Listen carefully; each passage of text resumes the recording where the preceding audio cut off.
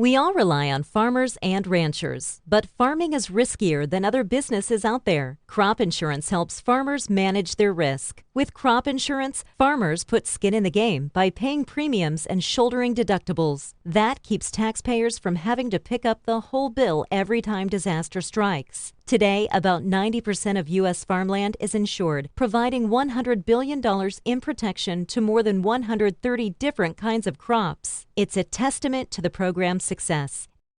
Thank you for joining us for our Agri-Pulse Washington Week in Review. I'm Spencer Chase, joined as always by Agri-Pulse Executive Editor Phil Brasher, discussing the week that was, agriculturally speaking, in Washington, D.C. And we're back in Washington this week after we took the show on the road a week ago. Heard some interesting comments from Ag Secretary Sonny Perdue at the annual Commodity Classic in San Antonio last week. This week, heard some interesting comments from Ag Secretary Sonny Perdue at a House Agriculture Committee hearing. Really, as foreign policy is trying to get its grasp on what to expect in terms of a potential round in 2020 of the Market Facilitation Program, Secretary Perdue telling reporters about a 10% chance. That's not a very big number, Phil. That's what he said after the hearing. Less than 10% to be exact. His perspective. So it was interesting that he would even put it that low. He is, like you say, I mean, this was the question at the Commodity Classic. It was the question here on Capitol Hill this week. Will there be another MFP? How soon are these exports really going to pick up? Obviously, everybody worried about the farm economy. A lot of expectations. It's 2020, it's election year. That there's going to be another round of Market Facilitation Program payments. You know, the president came out with that tweet 2 weeks ago, February 21st. Said sort of a lot of people took it to mean that he was promising another round. Sonny Perdue, ever since then, has been trying to dampen expectations of that, and he certainly did that here on Capitol Hill this week, consistently saying, you know, farmers shouldn't expect it. Same thing he said pretty much at Commodity Classic, and whether people believe it or not, that's another story. And whether that ends up being what happens or not is obviously another story. The secretary has made a point of saying several times the president's tweet said if. He's brought that point up a number of times because it was kind of underscored in a lot of the discussion.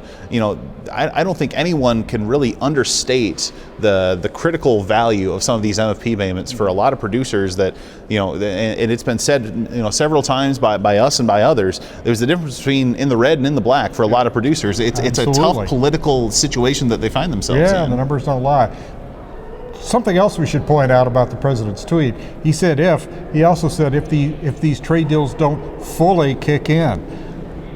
You know, how are they going to fully kick in before we aren't even going to know until the fourth quarter of the year, most likely. Well, I'm pretty confident of that. We won't know until the fourth quarter of the year whether there's anything close to what China has committed to. So, you know, take that for what it's worth. But and Phil there's a lot in that tweet. Yeah, and Phil has more on the Secretary's Day at House Ag in his story on agripulse.com. But a big reason why this MFP conversation is so prevalent right now is due to concerns in China of the coronavirus and the impacts that's going to have on the economy there, and is starting to have on the economy here in the United States.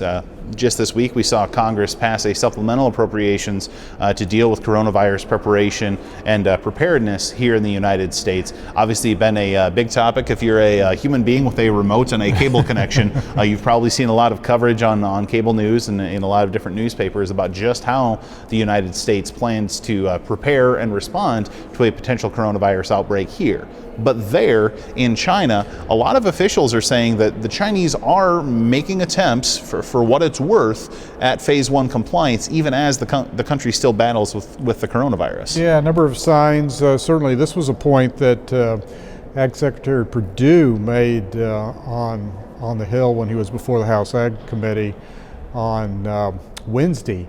I kept saying over and over that we're seeing signals, and he was referring to these actions to remove these non-tariff barriers to U.S. Products. He kept saying we're seeing signals, we're seeing signs that the Chinese are serious about meeting their commitments. And this is primarily what he was talking about, was those recent actions. So we'll see. A lot of trying to express a lot of confidence that China will move forward. Secretary Perdue said he expected China to be buying U.S. soybeans by late spring or summer. That would be more consistent with what they would normally do. So we'll see. It's going to be, the next several months though before we really have any real idea of what's going, and who knows what's going to happen with this outbreak. Whether it's certainly disrupted supply chains, kept ships in port. So a lot to overcome.